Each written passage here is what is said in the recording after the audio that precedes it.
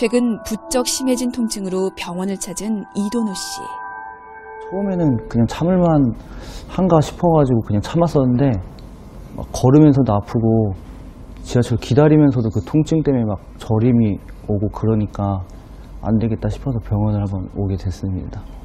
그냥 어느 순간 아팠던 것 같아요. 저도 막 언젠지는 잘 모르겠는데 그냥 어느 순간 갑자기 너무 아프더라고요. 뭐 허리도 좀 휘어 있는 것 같기도 하고 가방을 뭐 한쪽으로 많이 맨다든가 뭐 잘 때도 똑바로 못 자고. 처음 대수롭지 않게 생각했던 통증. 최근 통증 부위도 커지고 통증 강도도 높아졌습니다. 근막 통증 증후군은 제일 처음에는 근육의 통증, 즉 근육통으로 많이 오지만요.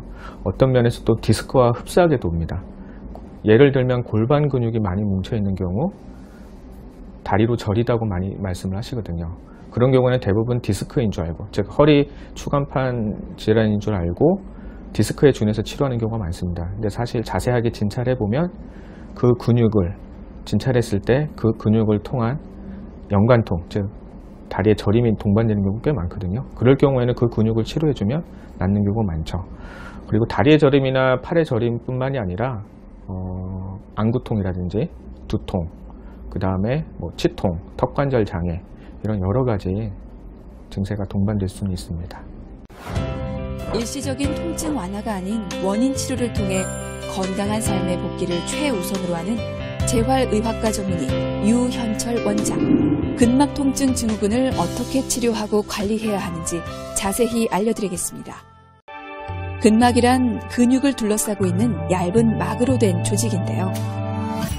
근육을 보호하고 다른 골격 구조와 함께 외형을 유지하는 역할을 합니다. 우리 몸의 모든 근육들은 따로 뼈에 붙어 있는 것이 아니라 근막들이 서로 이어지고 연결돼 하나의 신체를 이루고 있는 건데요. 우리 몸의 근막이 어떠한 원인에 의해 짧아지고 뭉쳐지면 통증이 생기고 그 통증은 점차 다른 곳으로 퍼지게 됩니다. 다음과 같은 증상이 있는 경우 근막 통증 증후군을 의심해 봐야 하는데요.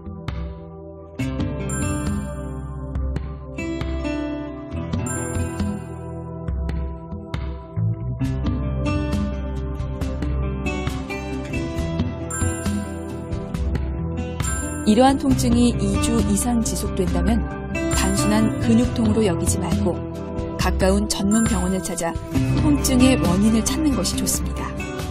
근막 통증 증후군의 치료에는 물리치료, 그 다음에 우리 손으로 수기 치료를 하는 도수치료, 그 다음에 근육의 뭉침을 깨부숴주는 체충격파 치료, 그 다음에 신장 스프레이를 이용한 우리 근육을 늘려주는 신장 분사 치료 등 여러 가지가 있습니다.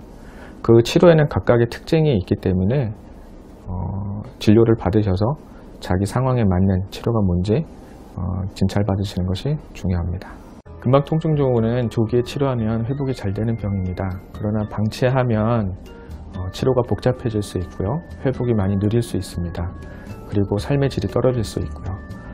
그렇기 때문에 조기에 치료하는 것이 중요하고, 거기에다가 재발 방지를 위해서라면 좋은 생활 습관이라든지 자세, 스트레칭을 꾸준히 해주셔서 관리하시는 것도 아주 중요한 포인트라고 할 수 있습니다. 현대인을 고통스럽게 하는 통증 질환, 근막 통증 증후군.